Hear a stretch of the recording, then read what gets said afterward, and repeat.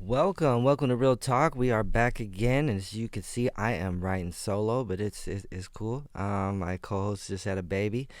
Shout out to her. We are a podcast on strengthening relationships and fixing broken people. Someone had told me, they said, "Hey, I love your show, but I wish you can get more in depth on your subject." So that's what I'm gonna do. So get your blunt ready, get some popcorn, wine, whatever you need. I drink tequila. Get your tequila ready, and yeah, you're gonna 30 minutes with me, and we're gonna go over a bunch of stuff that I have talked about before, and get a little more in depth on that.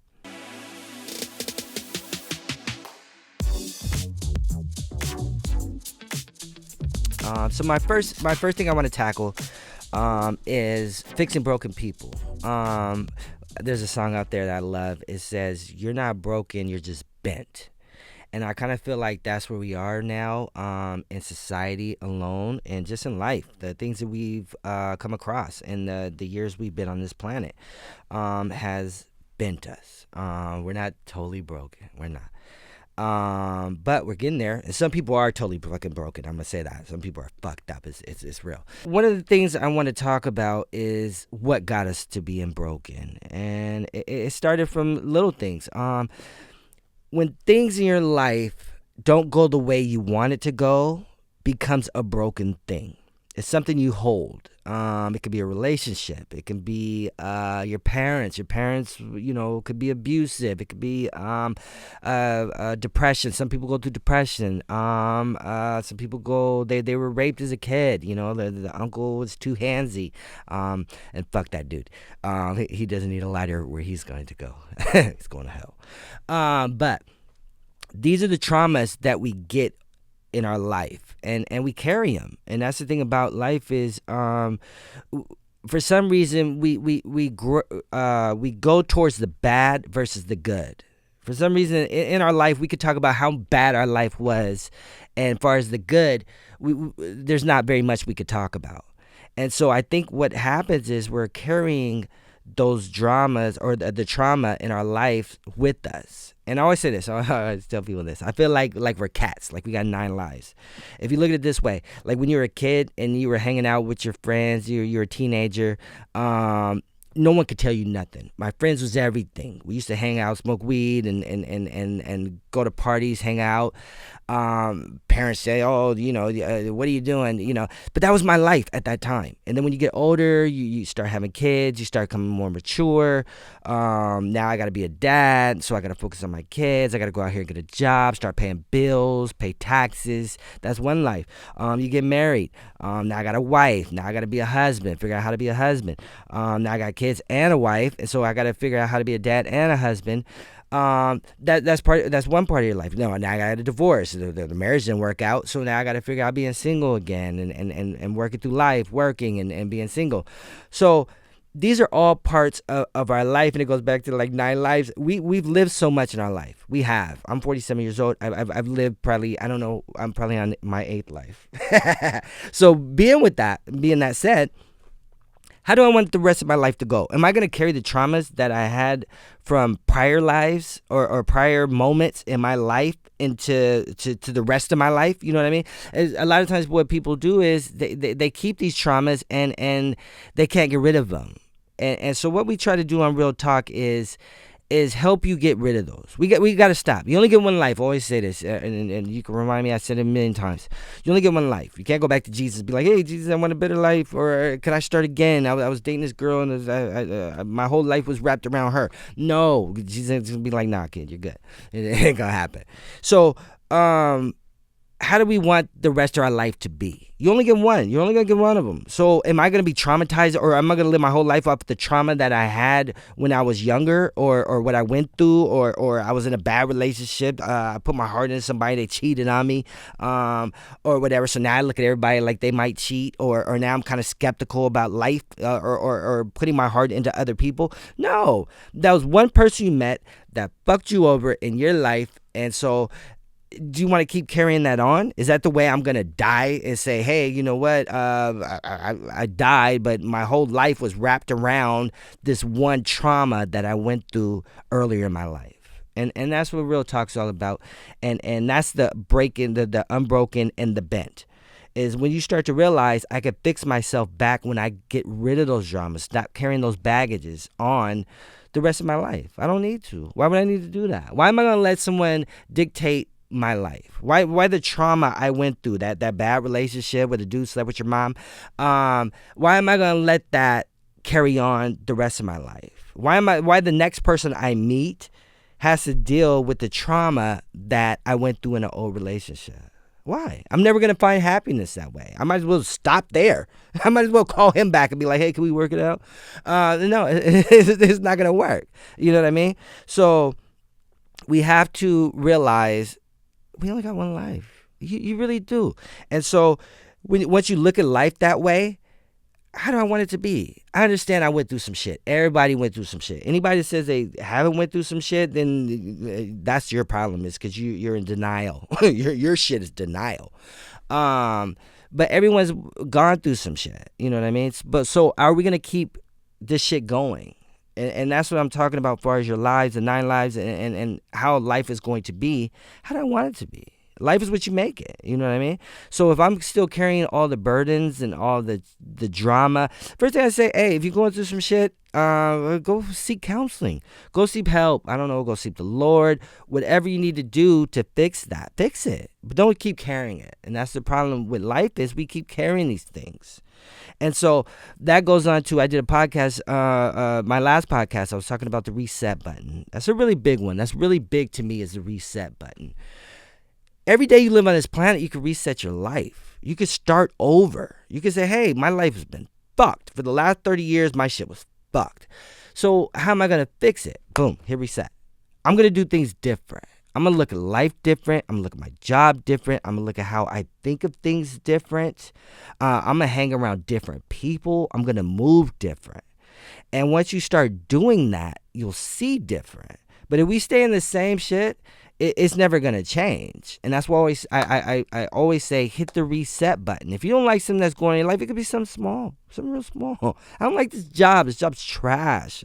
I'm making the same amount of wages. I'm getting 5 cents raise every year. Trash can. I could go work somewhere. I get like $5 raise. But you're stuck there, and you're like, oh, well, it's paying the bills for now. No, you could be making more, and you could be doing more. You could go after a career. Fuck a job. Go for your career. Don't just stay in this because, oh, it's paying the bills, it's getting me by, but you're unhappy. No, reset. Do something you want to do. Growing up, I want to be a firefighter. Go fucking be it. Unless you're hella old, then don't go be it. But or you can volunteer time or something and be a firefighter. Whatever. But go do what you wanted to do. Go chase that career you wanted to have. Go to work and be happy and look at it as not just a job that's paying the bills, but it's a career. I'm doing something I want to do. This is something I enjoy doing. This is something I get enjoy out of. It's almost like robbery, and you're paying me to do it. That's robbery, pretty much. I'm enjoying what I'm doing, and I'm getting paid for it. That's amazing. So we have to hit the reset button on everything. Our kids are brats now. They became teenagers. They don't listen. They're always on their phone. They're failing in school. Hit reset. I'm gonna focus on my kids. What I need to do. First thing, maybe I need to sit them down and have a belt there. Hey, fuck that. You guys are gonna everything we did before is gonna change. I'm the CEO of this house. I am the Donald Trump, the Obama of this house. I run this shit. And if you ain't passing your classes, if you ain't doing the right things in school, and you don't you're not doing the right shit, then I'm gonna start shutting shit down. Because obviously you can't pay your phone bill. I'm paying it, so maybe the phone needs to go. But we have to restructure how we parent. That's a big one, because a lot of times people are parenting as friends. These aren't your kids. Your kids are your kids. You should have a friendship relationship, but there has to be some structure. They have to know that you are the parent. I'm the law and order. I'm not going to settle for that shit. And the cool thing about it is, when you start looking at your kids, you start looking at yourself. How are you when you were a kid? You know what I mean? I didn't listen. Most people didn't listen to their parents. I know I didn't. I did. And so now my kids are older, they don't listen to me. And so I started looking at the things my parents did to kind of keep me structured. You know what I mean? I might have been bad, but I wasn't too bad. You know what I mean? I wasn't shooting up schools. You know what I mean? So I was a bad kid, but I wasn't too bad. There was some structure that my parents gave me. So what we have to look at is, as a parent, how do I want my life? How I want my kids' life to go? How do I want my life to go? I'm stressed out every day because my kids are stressing me out. Do I want to live that life? I work a 9 to 5. I got to come home. My kid's barely going to school. Or he's skipping school. Or his grades are low. He's not barely passing. No. How do I want my world to be? And that's reset. I'm going to be a better parent. You know what? One, maybe church. Maybe they need to find different friends that aren't skipping school or don't care about passing classes. Maybe the structure that they're built around, or what they're seeing and what they're adapting to, isn't the right shit. Maybe they're watching the wrong shit on social media or whatever. I have to be more of a parent. I have to watch what they're doing. I have to make sure they're structured and they're going the right direction. And it's hard sometimes. I mean, we get stressed out in life. You know what I mean? Especially in relationships. So I'm going to jump onto relationships right after this. Especially in relationships. If we're in a bad relationship, we're dealing with this person. This guy haven't came home in like 3 days. Where's he at? You know what I mean? I thought we were cool. I haven't talked to him. He has my car. You know what I mean? This is what I'm going through. So how can I focus on my kids if I'm focusing on a relationship? So that was one thing we talked about in my first podcast. And if you haven't watched it, please go back and watch that show. Is the relationship thing. Because when you're happy in a relationship, then you could tackle things around you. And that's the one thing about Real Talk is we're trying to help you be in a better place. We're trying mentally, everything. And once you're in a better place, then you can tackle things around you. And if we're not, then we're still struggling with the things that are coming at us or that we're dealing with. But once you start getting rid of shit, the bills are paid. I got rid of that motherfucker and got my car back. I'm good. So then you start looking at things different. Now I could focus on my house and what's going on in my house, what my kids are doing. And that's just about resetting everything that I was doing before, and I'm going to do something different. Another thing was relationships. That's a big one too. Relationships causes trauma sometimes. Here's why. Because we put our heart into someone. We literally put our heart into someone. Hey, I met you online. She was cute. He was cute. He said the right things. I was lonely. I accepted this person. Didn't do the homework. You didn't speed date. And we'll talk about speed dating in a minute. But you didn't do your homework. So now this person turned into something that wasn't what you thought it was. And so we got trauma from that. And so one thing I say about that is the trauma from that, we carry on to the next relationship. Look how cautious you are in your new relationship. Look at some of the things that when you first started dating, like, I don't know, in high school, whatever, you were more free. But now I'm more cautious. And I believe in being cautious. It's cool. But don't be overly cautious. This man didn't ask for your burden from what you had from the last relationship. You met Leroy at fucking Tacoma and had a couple drinks and fell in love with his ass. And now he left your ass for your sister. And now I got to carry that burden. And now you don't trust me because of what he did? That makes no fucking sense. So that's some of the traumas that we go through, and that's some of the things that make us broken, because we could give up on a good relationship and a good person because of the shit we went through before. And so that's a big one that I talked about on my last podcast, and if you get a chance, go back and watch that. It was really deep. But the brokenness, we have to get past that. And the cool thing about it is once we get past that, what's the future after we get past the brokenness? After we moved on, after we hit the reset and say, where am I going from here? The vibes, the people. Always say this. We live on a world full of people. And so the vibes we bring in, the people we bring into our world is what's going to shape how we think, how we act. The people that we're around, if they're not good people, if they're saying constantly negative or they're not pushing you to go in the right direction, they're not motivating what you do. I always say this, watch when you say something to people. Hey, I just got a raise. How do they react to that? Oh, you got a raise? Well, you can buy the drinks tonight. Instead of saying, oh, congratulations. They're benefiting off of, they're looking at what you got and how they can benefit off of that. Those are friends I don't want. I want the friends to say congratulations. They see why you got the raise. You've been working at that job for 10 years. You've been doing your thing. That's amazing. And if they congratulate you behind that and say, I'm gonna buy you a drink, versus, oh, you got money now, you can buy me a drink. Those are the people we don't want in our lives. It's the vibes and the aura that we keep around us. And our house. Do I got a bad husband? Is he a dick? Do I got a bad wife? Is she a dick? Is she constantly complaining all the damn time? You know what I mean? I got to go home to this shit. So now that's fucking up my vibe in life. I'm not unhappy. You know, hey, I'm just going home to the wife. Instead of the vibe, I got a good wife at home. Hey, I'm going home tonight, guys. I'll talk to you guys later. Or, you know, you guys want to hang out tonight? Me and the wife's watching movies and we're hanging out with the kids. Look at the difference of the vibe.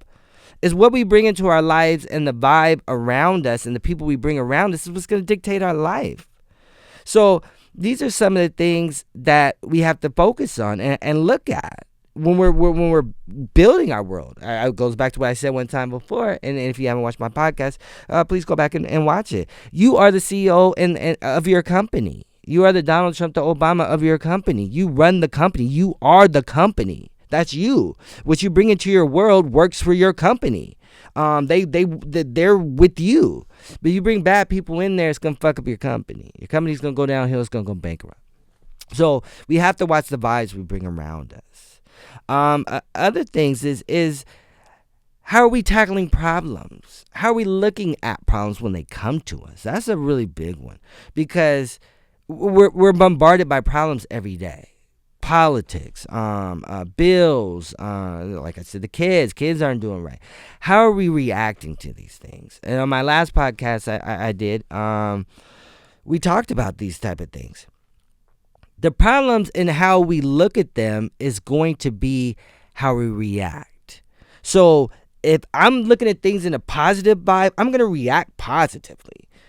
But if I'm constantly looking at things in a bad vibe, then it's going to be like everything's so traumatized. Everything's so bad. But one thing about it is, once we start tackling these problems, we start getting rid of them, you'll start seeing the beauty in life. But if we stay there and be like, oh, well, this is what it is. I work this dead-end job. I pay these bills. My kids aren't really going to school. They're failing. I don't know what to do. I'm in a rut. Look at the vibe on that. But if you tackle it a different way and say, hey, you know what?